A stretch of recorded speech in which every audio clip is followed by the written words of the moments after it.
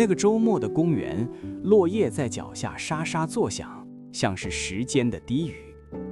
秋日的阳光透过枝叶洒下斑驳的光影，在它们身上绘出明暗交织的图案，就像人与人之间的关系从来都不是非黑即白，而是在光与影的交错中寻找彼此。艾拉和姑姑并肩走着，他们的对话看似平常，聊天气，聊孩子，聊最近看的电视剧，但在那些寻常的话语之间，有什么东西在悄悄改变，像冰雪消融时听不见的滴答声，像是种子在土壤深处的第一次呼吸。你知道吗？姑姑突然停下脚步，看着前方的湖面。我最近一直在想你说的那些话。艾拉的心跳快了一拍，但她没有急于回应。她学会了等待，就像学会了在暴风雨后等待天空自己放晴，在寒冬后等待春天自己到来。我不是说我同意你的观点，姑姑继续说，声音轻得像是怕惊动了什么。但我开始好奇，你为什么会这么想？湖面波光粼粼，风吹过，涟漪一圈圈荡开。这一刻，艾拉突然明白了，真正的对话不是从我想说服你开始的，而是从我想理解你开始的。就像这湖水，只有在平静时才能映出天空的模样。既然人如此难以被说服，我们还能沟通吗？这是一个让人绝望的问题。如果我们的大脑天生就住着护城河，如果改变信念就像撕裂皮肤一样痛，如果我们的身份决定了我们的真理，那么所有的交流是否都注定在高墙之外破碎？我们是否只能各自退回自己的堡垒，在围墙之内对着回声说话，把对方当作需要被攻克的敌人，而非可以并肩同行的旅伴？但历史在低语另一个故事。人类曾经笃信地球是平的，后来接受了它的圆；曾经坚持太阳围绕我们转，后来理解了相反的真相；曾经将某些不正自明的真理奉为圭臬，后来推翻了它们。这些改变不是一夜之间的奇迹，它们像河流改道，慢缓曲折，有时甚至倒退，但它们终究发生了。问题不在于能不能说服，而在于什么是说服。也许说服从来都不是用我的真理取代你的真理，不是让你的想法变成我的复制品，不是在思想的战场上插上胜利的旗帜。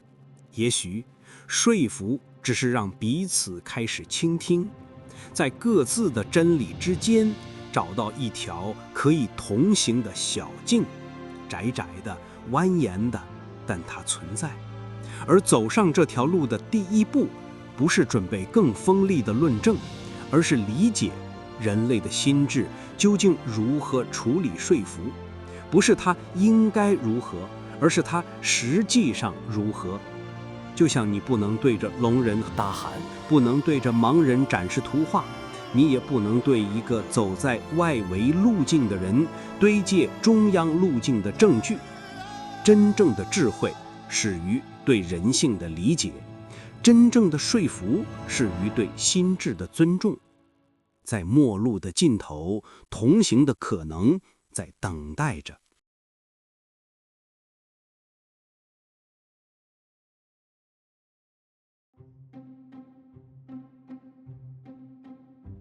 1986年，心理学家 Richard Petty 和 John Cacioppo 提出了一个革命性的模型——精细可能性模型。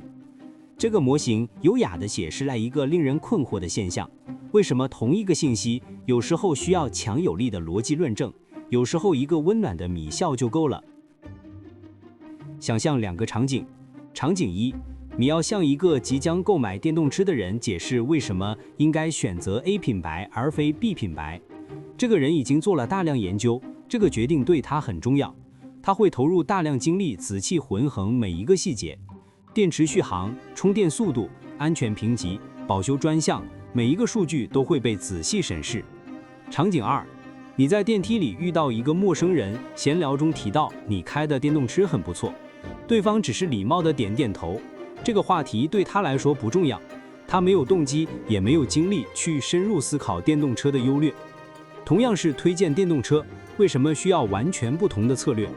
ELM 模型给出了答案：人脑处理说服性信息2条路径，中央路径和外围路径。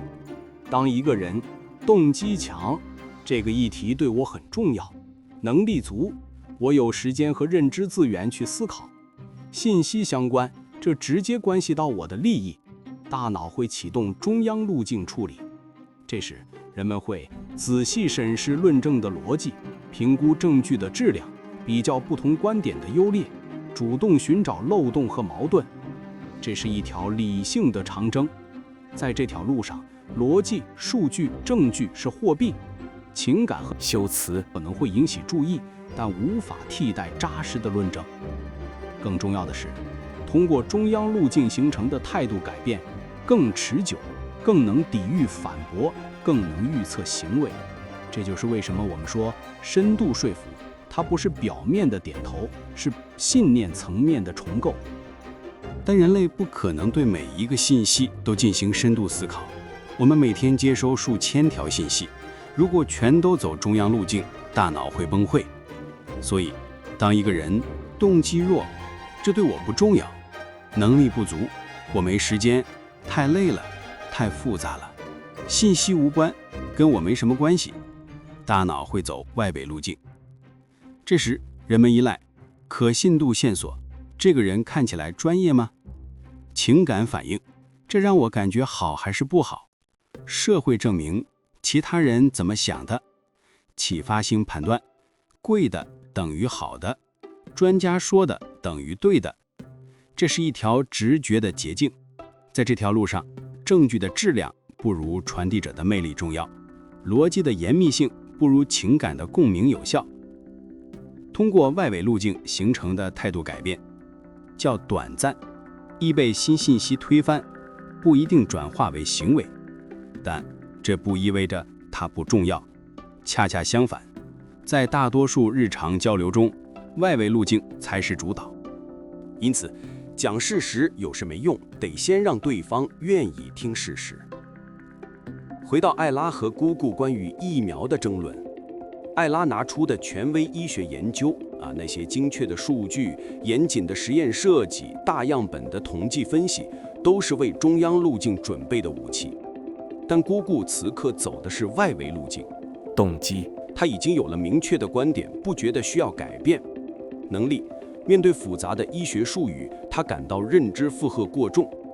情感，那些研究让她感到被质疑、被批评。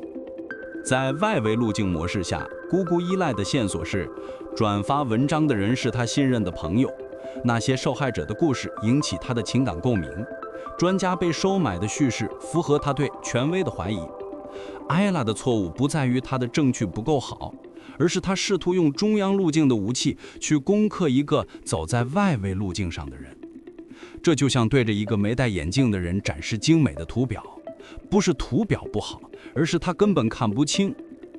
真正的说服始于认识到对方此刻走在哪条路径上，然后要么适应那条路径，要么创造条件让他切换到另一条路径上。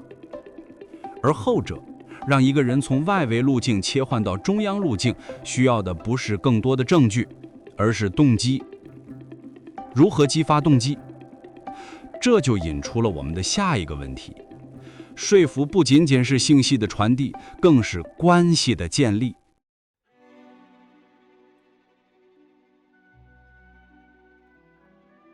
公元前399年，雅典，哲学家苏格拉底站在法庭上，他指控腐蚀青年思想。他没有愤怒地反驳，也没有拿出一堆证据证明自己的清白。相反，他开始提问：什么是正义？什么是美德？我们如何知道我们所知道的呢？他不是在告诉人们答案，而是在引导他们自己思考。这种方法后来被称为苏格拉底式对话 （Socratic Method）， 通过提问让对方自己发现真理。2000多年后，心理学研究证实了苏格拉底的智慧：提问式说服比陈述式更有效。为什么？因为当你陈述一个观点的时候，对方的大脑自动启动防御机制，他在试图说服我需要保护我的立场，他说的哪里有漏洞？但当你提问的时候，对方的大脑进入不同模式。这是个有趣的问题，让我想象怎么回答。也许我的想法需要更清晰的表达。提问把对方从防守者变成了思考者。Chris Voss 曾是 FBI 首席国际人质谈判专家，在他的著作《Never Split the Difference》中，他分享了一个核心洞察：谈判的目标不是说服对方你是对的，而是让对方感到被理解。在一次人质绑架案中，绑匪情绪激动，坚称要杀死人质。博斯没有试图用逻辑说服他，而是说：“听起来你感到非常愤怒和被背叛。”简单的一句话，局势发生了转变。绑匪开始倾诉，因为他感到有人在听，有人在理解。这就是战术性共情，不是为了操控，而是为了建立真正的连接。心理学家 Carl Rogers 提出的以人为中心疗法，核心就是无条件的积极关注。当一个人感到被完全接纳和理解的时候，他的防御机制会自然降低，他会更开放地审视自己的信念。让我们重新设想艾拉和姑姑的对话。版本1，失败的版本。姑姑：这些疫苗有问题，太多孩子接种后生病了。艾拉：那是巧合，研究表明疫苗是安全的。姑姑：那些研究都是被操控的。版本2，更有效的版本。姑姑：这些疫苗有问题，太多孩子接种后生病了。艾拉：我能理解你的担心，当你听到这些故事时，你一定很害怕。姑姑：是的，我就是不想冒险。艾拉：作为家长，保护孩子是最重要的事，你想做出最好的选择。姑姑：对，但我不知道该相信谁。艾拉：这真的很难，有这么多不同的信息，你是怎么判断哪些信息可信的？注意，第2个版本中的转变，艾拉没有力气反驳，她先确认了姑姑的情感，她提出了问题而非陈述，她邀请姑姑思考自己的判断标准。这不是放弃真理，而是为真理铺路。传统的说服观念是一种竞技模型，我有我的观点，你有你的观点，让我们辩论，看谁赢。但真正有效的说服是一种合作模型，我们都在寻找真理，让我们一起探索。Glaser and Glaser 在 Be Quiet, Be Heard 中提出了一个悖论：你说的越少，别人听得越多。不是因为沉默有魔力，而是因为当你停止说话的时候，你创造了一个空间，一个让对方思考、质疑、探索的空间。想象2种姿态。姿态1，征服者，我知道答案，让我告诉你，你错了，我来纠正你。听我说，我有证据。姿态2，同行者，这个问题很复杂，我也在思考，我的理解可能不完整，你怎么看？我发现了一些有趣的信息，想听听你的想法。征服者想要赢得对方，同行者想要邀请对方，前者激发抵抗，后者激发好奇。Martin Buber 在《我与你 I and Thou》中区分了2种关系模式：我他 I and It， 把对方当作需要被改变的对象；和我你 I and Thou， 把对方当作同等的主体。当你把说服当作我他的关系，你得到的是顺从或反抗；当你把说服当作我你的关系，你得到的是对话和成长。艾拉最终成功的地方不在于她说服了姑姑疫苗是安全的，而在于她让姑姑感到这个人真的关心我，而不是只是想证明他是对的。在那个基础上，一切才成为可能。数据改变头脑，故事改变心。让我给你看2段话。段落 A， 根据世界卫生组织的数据，全球每年约有270万人死于空气污染。研究表明 ，PM2.5 每增加10微克每立方米，心血管疾病死亡率增加11%，呼吸系统疾病死亡率增加13%。段落 B，李奶奶73岁了，每天早上她都会打开窗户，却发现外面是灰蒙蒙的一片。她的小孙女有哮喘，医生说是空气质量的问题。现在她每次带孙女出门都要先查空气质量指数，超过150就不敢出去。她说：“我这辈子见过蓝天白云，但我怕我孙女这一代会以为天空本该是灰色的。”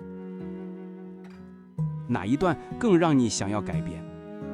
数据告诉我们事实，故事让我们感受事实。这不是偶然，这是大脑的工作方式。心理学家 Melanie Green 和 Timothy Brock 提出了运输理论 （Transportation Theory）。当我们沉浸在一个故事中时，我们会被运输到故事的世界，暂时放下批判性思维。在那个世界里，我们与角色共情，我们体验他们的情感，我们从他们的视角看世界。而当故事结束，我们回到现实时，我们已经不完全是原来的自己了。为什么？因为好的故事不是在告诉我们应该相信什么，而是让我们体验如果相信这个会是什么感觉。在体验中，防御机制降低了；在体验中，认知偏误减弱了；在体验中，新的可能性打开了。Jonathan Gottschall 在《The Storytelling Animal》中指出，人类是讲故事的动物。我们用故事理解世界，用故事传递价值，用故事构建身份。统计数据说，每年270万人死于空气污染。大脑回应，270万是个很大的数字。故事说，李奶奶害怕孙女儿以为天空本该是灰色的。大脑回应，我能想象那种无力感，如果是我的孩子。在第一种情况下，我们在处理信息；在第二种情况下，我们在处理体验。体验改变人，信息只是告知人。2008年，美国总统竞选，奥巴马不是说我们需要医疗改革，因为有4700万美国人没有保险。他讲了一个故事。我记得我母亲躺在医院病床上，她不是在担心癌症会不会夺走她的生命，而是在担心医疗费用会不会摧毁我们全家。一个垂死的女人，最后的日子在跟保险公司的文书工作做斗争。这个故事做了什么？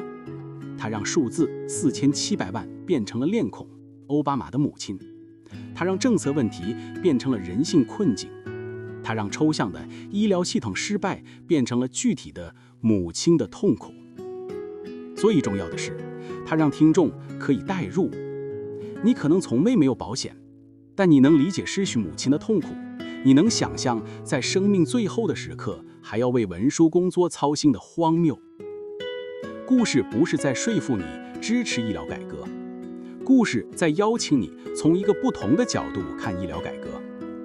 而在那个角度，医疗改革不再是自由派的政治议程，而是关于人性尊严的基本问题。这里有一个微妙但关键的点，故事提供了安全的情感距离。当艾拉直接对姑姑说你错了，疫苗是安全的，姑姑会本能的防御，因为这是对她的直接攻击。但如果艾拉说我最近读到一个故事，有个母亲，她也曾经对疫苗很怀疑，她的孩子接种后发烧了，她非常害怕，觉得自己做错了决定。但后来她了解到，发烧其实是免疫系统在工作的信号。现在姑姑不是在为自己的观点辩护，而是在旁观另一个母亲的故事。在那个安全的距离里，她可以不带防御的思考，看到不同的视角，想象不同的可能。然后也许在某个时刻，她会想，那个母亲的担心跟我一样啊。这就是故事的力量，它不强迫改变，它邀请共鸣。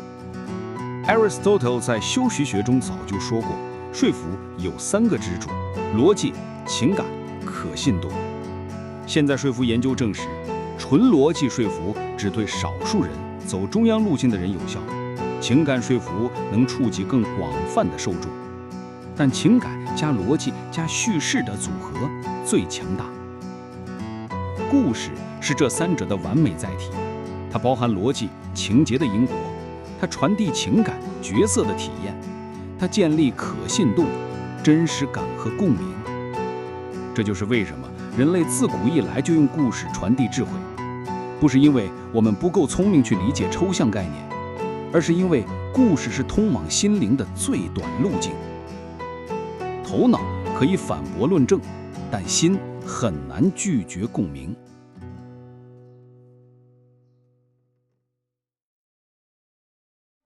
到此为止，我们已经讨论了很多说服的技巧，识别对方的处理路径，使用提问而非陈述，先共情再分享，用故事而非数据。但一个问题始终悬在空中，这些技巧和操控的界限在哪里？当我们说战术性共情时，我们是真正理解对方，还是在假装理解以达目的？当我们讲一个精心设计的故事时，我们是在分享真实体验，还是在情感操纵？这不是一个可以轻松回答的问题。Chris Voss 在 FBI 谈判时使用的技巧，放在商业谈判时使用，性质一样吗？政客用故事赢得选票，和教师用故事启发学生，有本质差别吗？让我们诚实地面对，说服的技巧本身是中性的，关键在于意图和结果。哲学家 Jürgen Habermas 在交往行为理论 The Theory of Communicative Action 中提出了理想言谈情境的概念。真正的沟通应该满足：一、真实性，说话者相信自己说的是真的；二、诚恳性，说话者的意图是诚实的；三、正当性，说话的内容符合共同认可的规范。以此为基础，我们可以提出说服的3个伦理标准。标准1：你相信你说的话吗？如果你向别人推荐一个你自己根本不相信的观点，那不是说服，是欺骗。艾拉向姑姑解释疫苗的安全性，是因为她真心相信这些证据。如果她自己对疫苗存疑，却为了赢得争论而引用人究，那就跨越了伦理边界。标准2：你尊重对方的自主性吗？如果你的目的是让对方按你的意愿行事，而不管这是否符合他们的最佳利益，那不是说服，是操控。真正的说服，尊重对方说不的权利。当艾拉分享信息后，她必须接受姑姑可能仍然不同意的结果。标准3：你愿意被同样的方式对待吗？如果你使用的方法，你不希望别人用在你身上，那就值得重新审视。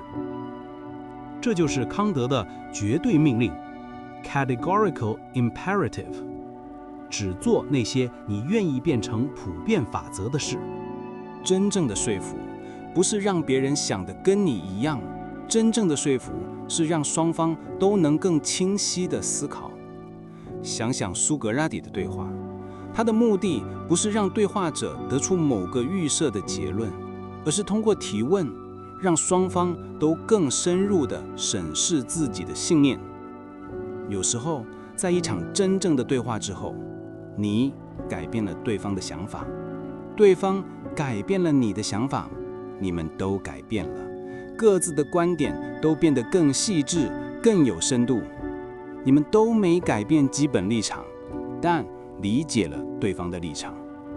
所有这些结果都是成功的对话。失败的对话只有一种，双方都更加固化在原有立场中，彼此的理解更少了。所以，当我们说说服的时候，也许我们真正的意思是共同思考 （co-thinking）， 不是我说服你，而是我们一起探索这个问题。在这个框架下，提问不是操控技巧，而是真心的好奇；共情不是战术，而是真实的理解；故事不是情感操弄，而是经验的分享。Chris Voss 在书中讲过一个故事，他接到一个电话，某公司的 CEO 想雇他去说服员工接受降薪。Voss 问了一个问题：如果我是那些员工，了解了所有的信息后，降薪真的符合我的最佳利益吗？ CEO 沉默了。Voss 拒绝了这个工作。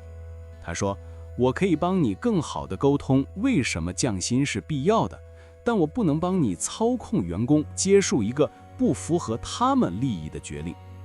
这就是说服和操控的区别。说服是帮助对方积聚更完整的信息，做出更好的决定；操控是让对方做出不符合他们利益，但符合你利益的决定。马丁·布伯说，真正的对话不是两个人轮流说话，而是两个人共同创造出一个第三样东西，一个他们之前都不曾拥有的理解。真正的沟通者不是最擅长说服的人，不是赢得最多争论的人，不是改变最多人想法的人。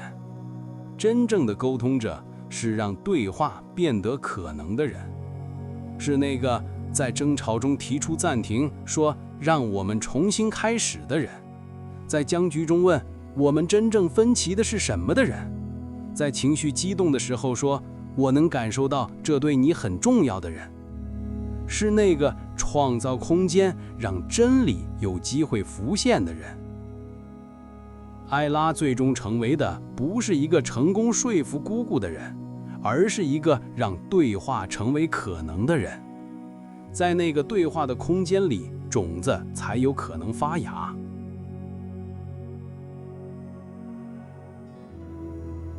3个月后，秋天又深了一层。艾拉的姑姑打来电话，声音里有种不确定的犹豫。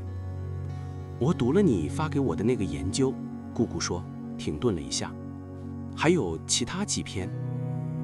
艾拉的手指在书页上停住，她屏住呼吸，却强迫自己放松。然后呢？然后，姑姑的声音更小了。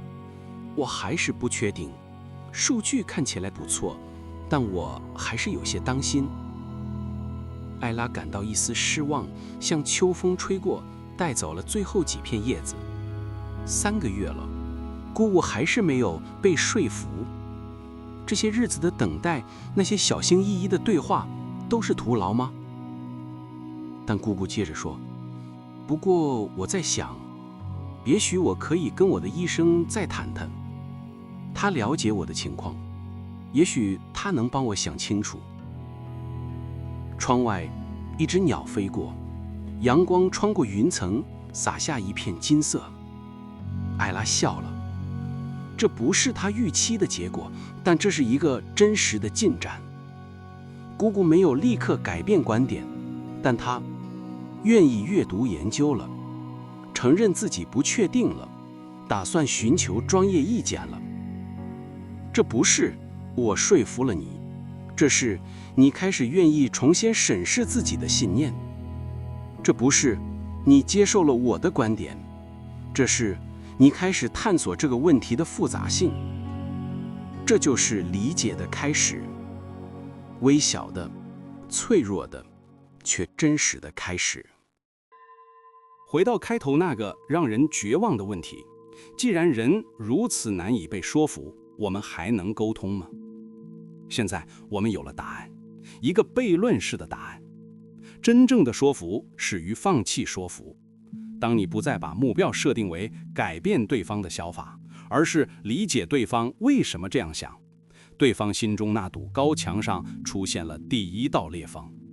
当你不再把对话当作必须赢的战斗，而是可以共同探索的旅程，真正的交流才有了开始的可能。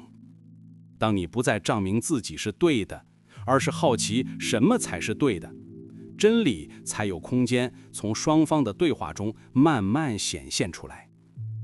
这听起来像是放弃，像是软弱，像是妥协，但其实这是一种更高级的勇气，不是征服的勇气，而是倾听的勇气；不是战术的智慧，而是姿态的智慧；不是技巧的力量，而是真诚的力量。ELM 模型的价值不在于它教会我们如何操纵走不同路径的人，它的价值在于一个简单却深刻的提醒：人的心智处理信息的方式是复杂的、情境依赖的、充满变数的。就像河流有时湍急，有时平缓；就像风有时狂暴，有时温柔，人的接收状态也在不断变化。当你理解了这一点，你就不会对一个疲惫不堪的人堆砌数据，对一个渴望深入理解的人只讲感性故事，对一个毫无动机的人强行灌输道理。你会停下来，看看对方此刻站在哪里。你会问自己，这个人现在有心力深入思考这个问题吗？如果没有，我如何陪伴他，直到他准备好？如果有，我的论证配得上他的认真吗？你从我要说什么转向对方能听到什么，这不是算计，这不是偷机取巧，这是尊重，尊重人类心智的工作方式，尊重对方此刻的状态，尊重交流是双向的事实。这些技巧背后有一个共同的原则：说服是关系性的，不是单向的。你不是在向一台机器输入正确的指令，你不是在对一块白板写下正确的答案，你是在与另一个人类建立连结，一个和你一样复杂的、矛盾的、脆弱的生命。而在那个连结中，提问不是技巧，是尊重。他说，你的想法对我很重要，我想真正理解它。共情不是战术，是真诚。他说，我看见你了，我理解你为什么这样感受，即使我不同意你。故事不是操弄，是桥梁。他说，让我们一起走进这个体验，从另外一个角度看看这个世界。没有连结，就没有说服。数据可以通过冰冷的屏幕传递，但理解只能在温暖的关系中诞生。人与人之间的最深连结，不是建立在我们想法一样上，而是建立在即使我们想法不同，我依然看见你上。说服的力量是真实的，故事可以让人落泪，技巧可以让人改变，策略可以让人屈服。正因为这种力量如此真实，我们必须不断对着镜子问自己，我在用这种力量做什么？是在照亮真理的路，还是在制造漂亮的幻想？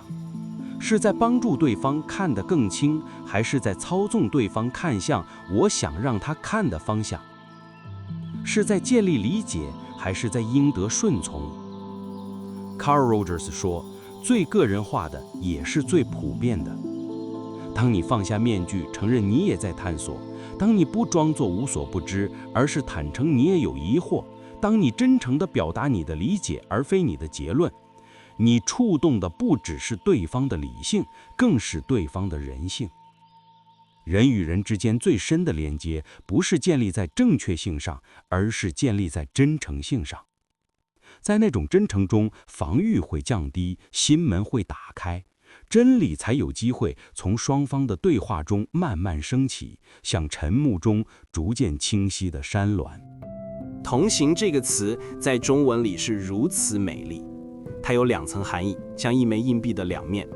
一面是陪伴，不是我走在前面拉着你，也不是我推着你往前走，而是我们并肩而行，在同一条探索真理的路上，步调或许不同，但方向朝着同一个地方，那个叫做理解的远方。另一面是同柴，不是老师和学生的等级，不是智者和愚人的差别，而是两个同样在黑暗中摸索的旅人，互相照亮彼此的路，互相温暖彼此的心。当艾拉不再试图教育姑姑，而是邀请姑姑一起看看这个问题；当她不再站在我知道答案的高处，而是承认这个问题很复杂，我也在学习。那一刻，她和姑姑之间的关系发生了质的改变，从对抗变成了合作，从辩论变成了对话。从陌路变成了同行。这并不意味着他们最终会有相同的结论，但这意味着他们可以在不同的结论中依然保持连结。也许这就是我们能给这个撕裂的世界最好的礼物，不是让所有人想了一样，而是让不同想法的人依然能够对话；不是敲除分歧，而是让分歧不再导致断裂；不是强求共识，而是创造理解的可能。在这个充满不确定的时代，也许我们能做的最勇敢的事，不是坚持自己的正确，而是守护对话的空间。又过了半年，春天来了，万物复苏。艾拉的姑姑打来电话，声音里有种轻松。我决定了，让孩子接种疫苗。你说服我了，姑姑说。不，艾拉轻声说，眼眶有些湿润。是你自己想清楚了。电话那头沉默了一会儿，然后姑姑笑了，那笑声里有释然，有感动。也许吧，但如果不是你那么耐心地听我说，如果不是你愿意理解我的担心，如果不是你分享信息的方式让我感到被尊重，而不是被教训，我想我不会开始真正思考这个问题。所以，姑姑的声音更柔软了。谢谢你没有放弃我，谢谢你一直在那里。艾拉看向窗外，树枝上冒出了新芽，嫩绿嫩绿的，在阳光下闪着希望的光。现在他明白了，沟通从来都不是立竿见影的魔法，理解从来都不是一蹴而就的奇迹，改变从来都不是可以被强加的命令，它们都需要时间，像种子需要时间发芽，像河流需要时间改道，像心需要时间打开。它们都需要耐心，都放弃的耐心，不强求的耐心，相信可能性的耐心。它们都需要信任，对对方的信任，对过程的信任，对真理终会浮现的信任。最重要的是，需要你愿意一直在那里，不是作为征服者，不是作为教导者，而是作为同行者。窗外，那颗艾拉曾经埋下的种子，已经破土而出，长成了一株小小的绿苗。它还很脆弱，需要阳光，需要雨露，需要时间，需要照料。但它活着，它在生长，这就够了。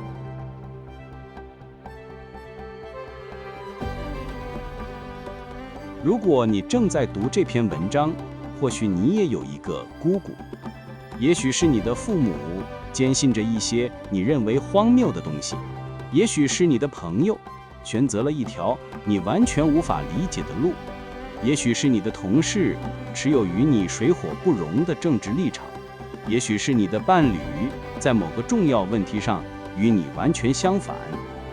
你想说服他们，你拿出了所有的证据，你讲了所有的道理，你几乎要摇着他们的肩膀大喊，为什么你就是不明白？但他们不为所动。那堵墙依然存在，那些分歧依然深刻，那种我们活在两个世界里的孤独感依然真实。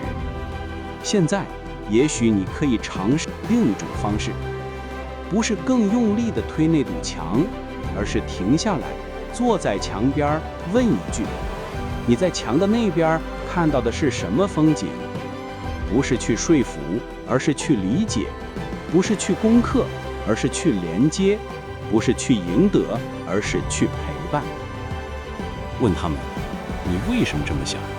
真诚地问，不带评判地问，像一个真正好奇的孩子，而非一个等待反击时期的辩手。听他们说，真正的听，听他们话语背后的恐惧，听他们立场背后的价值观，听他们固执背后的伤痛和希望。分享你的故事，不是作为武器，而是作为桥梁；不是你错了，我来告诉你真相，而是这是我的体验，我想让你知道。然后最难的部分，给时间，给空间，给可能性。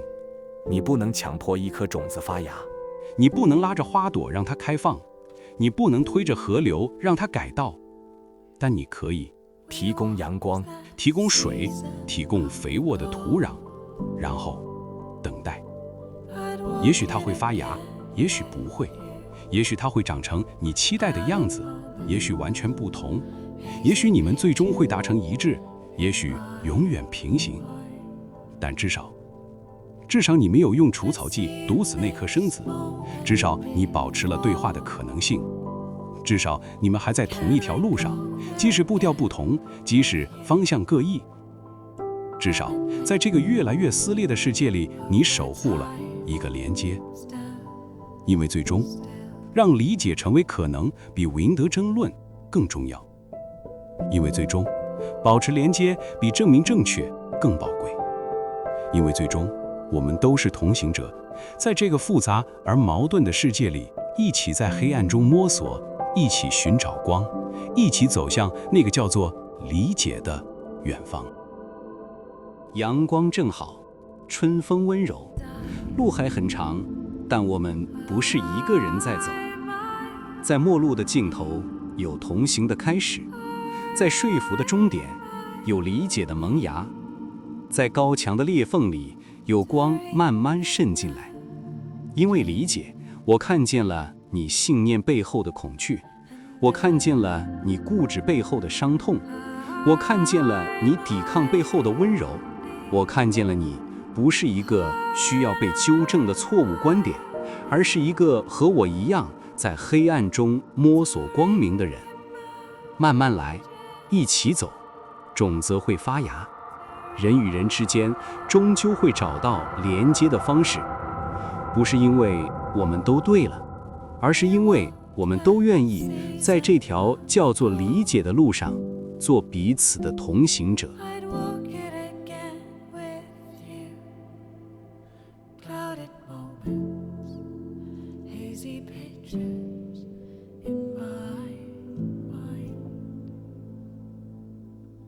And as the season turns cold, I do it all again with you.